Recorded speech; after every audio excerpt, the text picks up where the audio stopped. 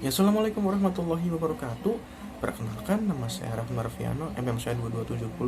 645 Hari ini saya akan menjelaskan atau membuat vlog singkat mengenai etika cyber atau cyber etik, yang dimana pertama-tama cyber etik itu adalah sebuah aturan dalam penggunaan media sosial seperti Facebook, YouTube, Instagram, kemudian Twitter dan lain sebagainya, yang dimana kita sebagai user atau pengguna kita harus mengikuti aturan atau tata tertib yang berlaku dalam media sosial tersebut, yang dimana kita harus sopan, kemudian kita harus juga beretika dalam penggunaan media sosial yang tersebut yang sudah saya sebutkan tadi. Kemudian kita juga harus menghargai satu sama lain kepada user yang lain, kemudian kita harus respect kepada user yang lain, kemudian kita juga harus memahami dan menghargai apa pendapat orang lain. Kemudian etika cyber ini juga merujuk pada sebuah nilai-nilai, kemudian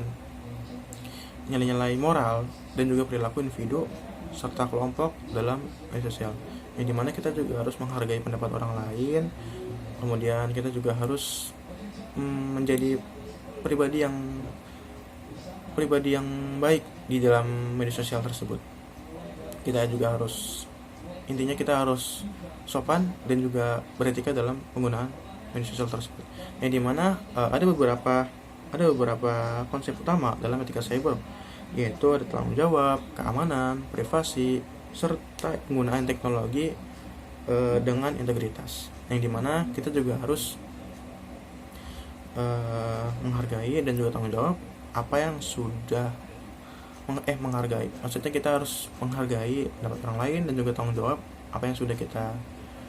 berikan, tulis, dan juga apa yang sudah kita upload. Makanya kita harus berhati-hati dalam menggunakan media sosial tersebut. Kemudian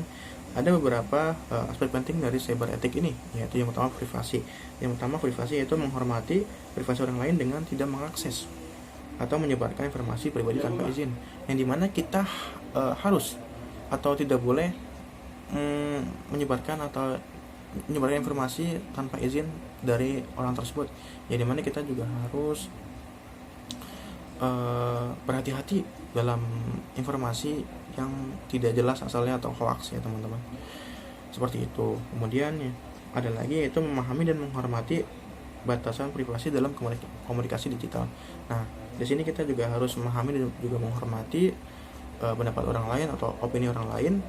yang berada di dalam media sosial, seperti debat atau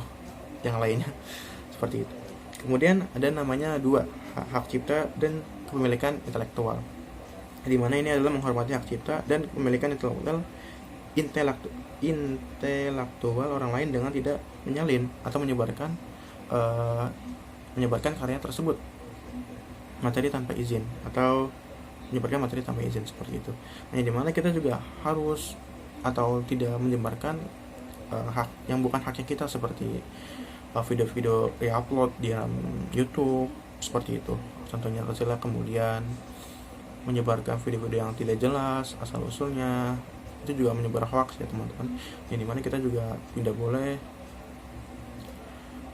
menyebarkan video-video tersebut tanpa izin dari, atau kita tidak boleh menyebarkan izin kita tidak boleh menyebarkan video tanpa izin dari yang bersangkutan, seperti itu. Kemudian ada lagi yang ketiga, itu adalah kebebasan berbicara dan etika komunikasi, yang dimana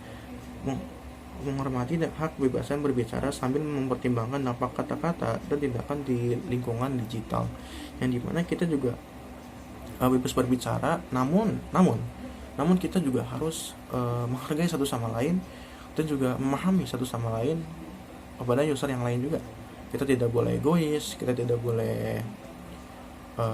mengeluarkan kata-kata kasar, tapi kita juga bebas berbicara dalam media sosial tersebut, yang dimana kita juga boleh beropini, tapi kita juga harus menghargai pendapat orang lain, opini orang lain dalam penggunaan media sosial tersebut, seperti itu. Kemudian masih banyak lagi contoh-contoh dari cyber etik ini. Intinya kita harus berhati-hati dalam beretika, utamanya yaitu pada tema ini, yaitu cyber etik atau etika cyber,